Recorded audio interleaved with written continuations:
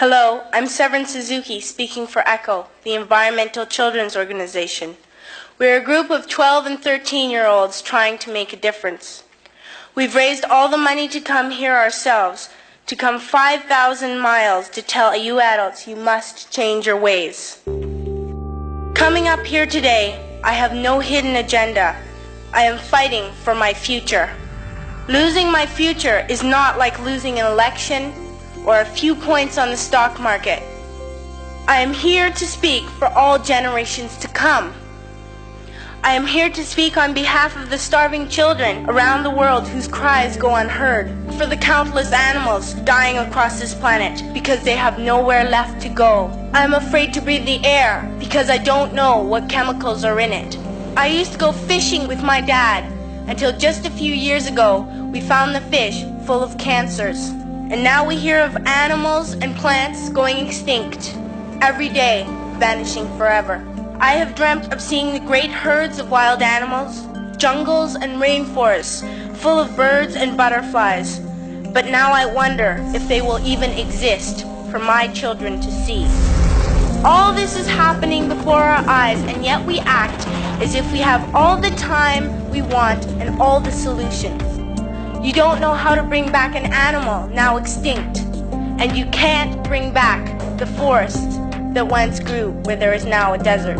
If you don't know how to fix it, please stop breaking it. Here, you may be delegates of your government, business people, or politicians, but really, your mothers and fathers, sisters and brothers, aunts and uncles, and all of you are someone's child.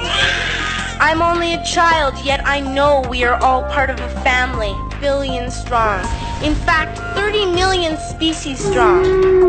I'm only a child, yet I know we are all in this together. In my country, we make so much waste. We buy and throw away, buy and throw away. And even when we have more than enough, we are afraid to share. We are afraid to let go of some of our wealth. I wish I was rich. And if I were, I would give all the street children food, clothes, medicines, shelter, and love and affection.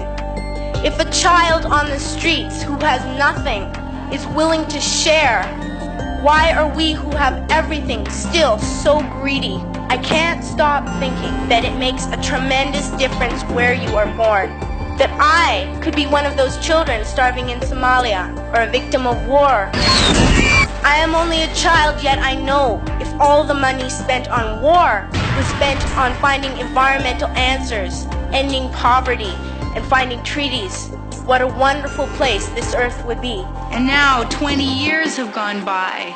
We have not even come close to achieving the sustainable transition that we knew we needed back then. It is clear that the current global meta strategy is to turn everything from nature into profit at a rate and at a scale that dwarfs its opposition. We need nothing short of a massive paradigm shift. At school, even in kindergarten, you teach us how to behave in the world.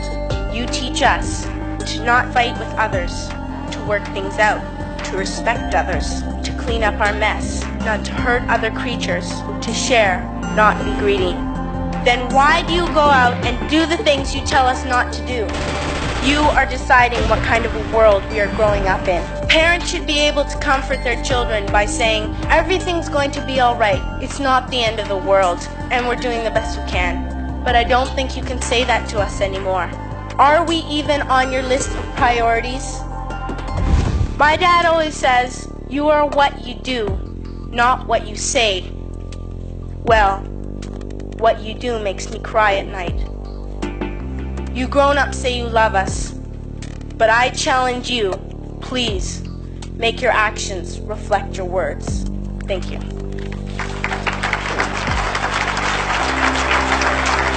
We are desperate to hear someone speak the truth, speak this message. We need someone to cut through all of the rationalization that we have built up for the destruction of our planet. And no one can do this better than those with everything at stake, which is our youth. Thank you for setting an example for me and other young activists.